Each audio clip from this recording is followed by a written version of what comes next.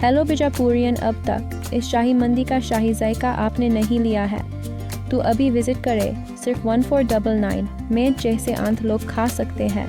पर पर्सन सिर्फ 187। Only at B grand family restaurant.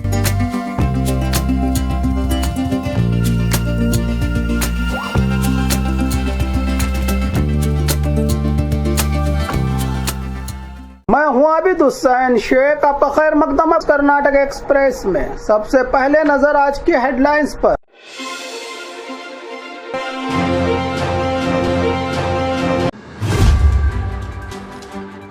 परप्पन agrahara jail में अवैध गतिविधियों पर सख्ती, डीजीपी आलोक कुमार का सरप्राइज विजिट। अयोध्या राम मंदिर के भक्त के साथ बड़ा साइबर फ्रॉड, शेयर मार्केट के नाम पर 18 करोड़ की ठगी। कर्नाटक में क्रिसमस और नए साल से पहले बम धमकियों से मची हलचल।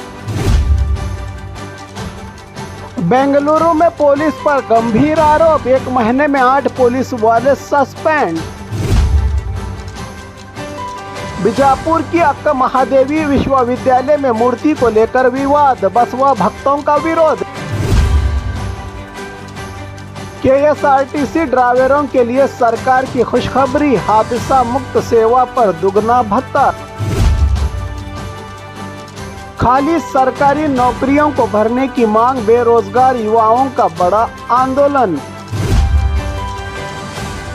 जेलों में मोबाइल और गांजे की सप्लाई पर शिकंजा, डीजीपी आलोक कुमार का सख्त एक्शन। चिकबल्लापुर में घने कोहरे के कारण भीषण सड़क हादसा, बड़ा नुकसान। खबरें विस्तार से।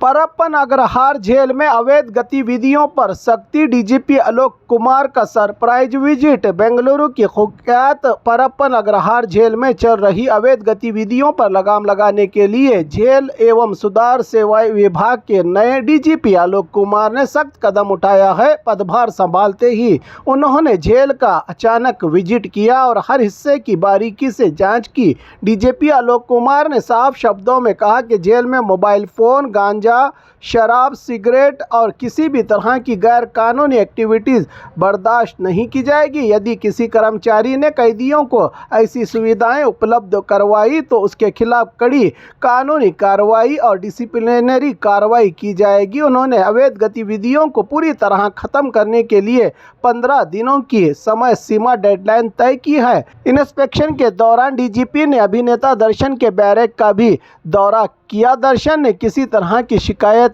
नहीं होने की बात कही। उन्होंने बताया कि दर्शन के बैरक में कुल 6 कैदी मौजूद हैं। आलोक कुमार ने यह भी कहा कि जेल में कर्मचारियों की कमी है, लेकिन इसका मतलब ये नहीं कि रूल्स का उल्लंघन होने दिया जाए। 15 दिन बाद दोबारा विजिट की जाएगी। यदि तब भी गैर कानूनी एक्टिविटीज पाई गई तो सख्त कार्रवाई की जाएगी। अयोध्या राम मंदिर के भक्त के साथ बड़ा साइबर फ्रॉड, शेयर मार्केट के नाम पर 18 करोड़ की ठगी।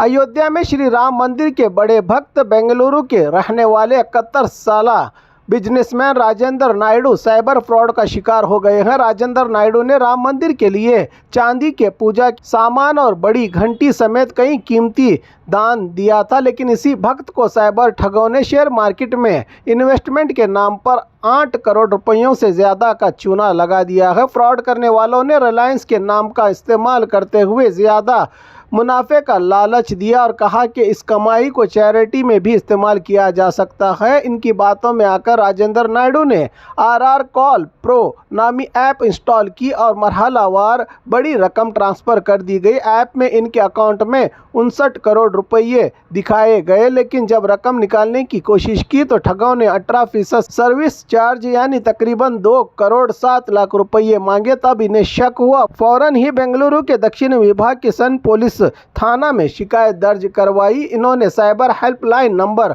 1930 पर शिकायत दर्ज करवाई तो पुलिस से कांटेक्ट किया और पुलिस ने अब तक 61 लाख रुपये फ्रीज कर लिए हैं और मामले की जांच जारी है। पुलिस ने जनता से अपील की है कि शेयर मार्केट में ज़्यादा फायदे के झांसे में आकर किसी अनजान ऐप या लिंक पर भरोसा ना करें। कर्नाटक में क्रिसमस और नए साल से पहले बम धमकियों से मची हलचल। राज्य में क्रिसमस और नए साल की तैयारियों के बीच बम धमकी वाले ईमेल्स ने खौफ का माहौल पैदा कर दिया है। एक ही दिन में मंगलुरु, हासन और गदग के सरकारी दफ्तरों को बम की धमकी मिली है, जिससे अफरा तफरी मच गई है। मंगलुरु के आरटीओ ऑफिस को ईमेल के जरिए 5 बम धमाकों की धमकी दी गई है। जानकारी मिलते ही पुलिस, बम स्क्वाड और डॉग स्क्वाड ने बिल्डिंग की पूरी तलाशी ली। एम्प्लॉयज और जनता को बाहर निकाल दिया गया, ताहम कोई सस्पेक्टेड चीज नहीं मिली जगह से और इसे नकली धमकी करार दिया गया है। जांच के बाद इस मामले में पांडेश्वर थाने में एफआईआर दर्ज की गई है। इसी तरह हासन और गदग के डिप्टी कमिश्नर दफ्तरों को भी धमकी भरे ईमेल्स मिले हैं। दोनों जगहों पर सिक्योरिटी एजेंसियां हरकत में आ गई हैं। पूरी जांच के बाद वहां भी कोई खतरा नहीं पाया गया। अधिकारियों ने जनता से घबराने की जरूरत न होने की अपील की है। पुलिस के मुताबिक ये ईमेल्स एक ही आईडी से भेजे गए हैं और बदमाशों की तलाश जारी है। अधिकारियों ने डिमांड की है कि नकली बम धमकी देने वालों के खिलाफ सख्त कार्रवाई की जाए ताकि जनता में खौफ न फैले। बेंगलुरु में पुलिस पर गंभीर आरोप, 1 महीने में 8 पुलिस वाले सस्पेंड। बेंगलुरु में जनता की सुरक्षा की जिम्मेदारी निभाने वाली पुलिस पर ही भ्रष्टाचार और गलत बर्ताव के आरोप सामने आ रहे हैं। बीते 1 महीने में अलग अलग मामलों में 8 पुलिस वालों को सस्पेंड किया गया है। पुलिस विभाग की ओर से इन मामलों में रिश्वत लेने, नागरिकों को धमकाने, महिलाओं के साथ अमानवीय व्यवहार और लूटपाट जैसे गंभीर आरोप शामिल हैं। इन पुलिस वालों पर बेलंदूर में रिश्वत लेने के आरोप में एक सब इंस्पेक्टर और कांस्टेबल को सस्पेंड किया गया है। वहीं वर्तूर थाने के 3 पुलिस वालों को महिला पर हमले के मामले में सस्पेंड किया गया है। इसके अलावा सिद्धापुर लूटपाट और बुजुर्ग नागरिकों से जबरन पैसे वसूलने के आरोप में भी पुलिस वालों पर कार्रवाई हुई है। पुलिस आयुक्त सीमंत कुमार सिंह ने इन मामलों को गंभीरता से लेते हुए सख्त कदम उठाए हैं। ये मुद्दा अब राज्य विधानसभा में भी उठने की संभावना है। लगातार सामने आ रहे ऐसे मामलों से पुलिस विभाग की छवि को नुकसान पहुंचा है और जनता आरोपी पुलिस वालों के खिलाफ कड़ी कार्रवाई की मांग कर रही है ताकि पुलिस पर जनता का भरोसा बहाल हो सके। बीजापुर की अक्का महादेवी विश्वविद्यालय में मूर्ति को लेकर विवाद, बसवा भक्तों का विरोध। बीजापुर में मौजूद राज्य की एकमात्र महिला विश्वविद्यालय शिवशरणी अक्का महादेवी विश्वविद्यालय इन दिनों विवाद के केंद्र में है। विश्वविद्यालय परिसर में स्थापित अक्का महादेवी की मूर्ति को हटाने की मांग को लेकर बसवा भक्तों ने कड़ा विरोध जताया है। बसवा भक्तों का कहना है कि अक्का महादेवी हमेशा सफेद कपड़े यानी श्वेत वस्त्र धारण करती थी। इसका उल्लेख कई पुस्तकों और वचनों में मिलता है। ऐसे में उन्हें छोटे कपड़ों में दिखाने वाली मूर्ति महिला समाज का अपमान है, इसलिए वहां पर मौजूद इस मूर्ति को हटाकर पूरे सफ़ेद लिबास वाली अक्का महादेवी की नई मूर्ति स्थापित की जाए। इस मांग को लेकर 3 महीने पहले विश्वविद्यालय के मैनेजमेंट और जिला अधिकारी को मेमोरेंडम सौंपा गया था, लेकिन अब तक कोई कार्रवाई नहीं हुई। इससे नाराज बसवा भक्तों ने आंदोलन तेज करने और मूर्ति हटाने की चेतावनी दी है। अब देखना होगा कि इस मामले में यूनिवर्सिटी मैनेजमेंट और जिला प्रशासन क्या कदम उठाता है।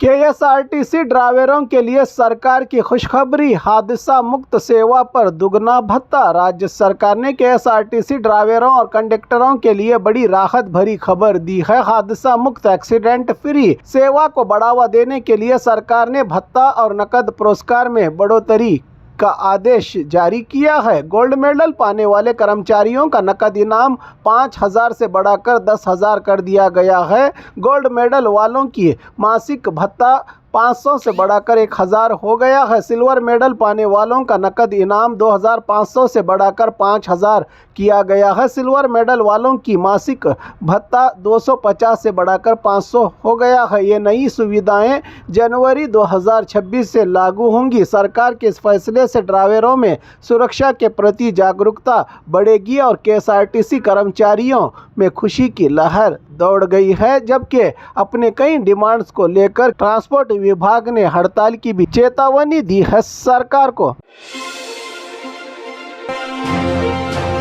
खाली सरकारी नौकरियों को भरने की मांग, बेरोजगार युवाओं का बड़ा आंदोलन। एआईसीसी अध्यक्ष मल्लिकार्जुन खड़गे के गृह जिले गुलबर्गा में सरकार के खिलाफ बेरोजगार युवाओं ने जोरदार प्रदर्शन किया। प्रदर्शनकारियों ने राज्य में खाली पड़े सरकारी नौकरियों को जल्द भरने की मांग को लेकर विशाल धरना दिया। नौकरी की ख्वाहिश रखने वाले युवाओं ने मुख्यमंत्री सिद्धरामैया से सीधे मुलाकात की अनुमति देने की मांग करते हुए आवेदन भी दिया है। इस संबंध में हुबली धारवाड़ पुलिस कमिश्नर के माध्यम से भी सीएम तक बात पहुंचाने की कोशिश की जा रही है। बेरोजगारों की ओर से सरकारी खाली नौकरियों की भर्ती में हो रही देरी से नाराज युवाओं ने चेतावनी दी है कि मांगे पूरी नहीं हुई तो आंदोलन और तेज किया जाएगा। गुलबर्गा में चल रहा ये धरना अब सरकार के लिए बड़ी चुनौती बनता जा रहा है।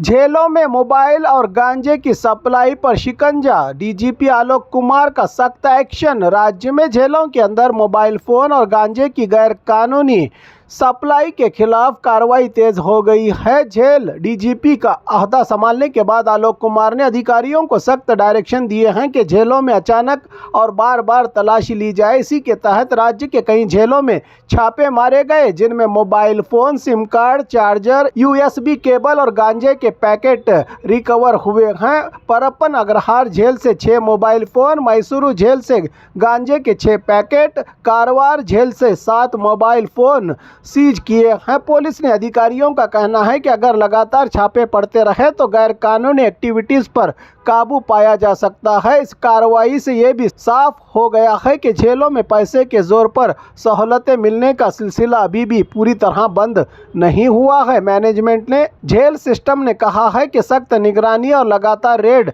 जारी रहेंगे। चिकबल्लापुर में घने कोहरे के कारण भीषण सड़क हादसा, बड़ा नुकसान। चिकबल्लापुर शहर के वापसंद्रा पुल के पास सुबह सवेरे के समय सिलसिलावार सड़क दुर्घटनाएं हुई हैं। घने कोहरे की वजह से टिप्पर, ऑटो और मिनी टेम्पो आपस में टकरा गए। हादसे में फूलों से भरा मिनी टेम्पो पलट गया और फूल सड़क पर बिखर गए, जिससे भारी फाइनेंशियल नुकसान हुआ है। जानकारी के अनुसार पहले टिप्पर ने ऑटो को टक्कर मारी, फिर मिनी टेम्पो उसकी चपेट में आ गया। ऑटो टिप्पर के नीचे फंस गया और वाहन बुरी तरह से तबाह हो गई। गनीमत ये रही कि कोई जानी नुकसान नहीं हुआ। सभी चालक मामूली चोटों के साथ बच गए। शुरुआती तौर पर हादसे की वजह घना कोहरा, तेज रफ्तार या लापरवाही मानी जा रही है। पुलिस मामले की जांच कर रही है। प्रशासन ने लोगों से अपील की है कि कोहरे के मौसम में वाहन सावधानी से चलाएं।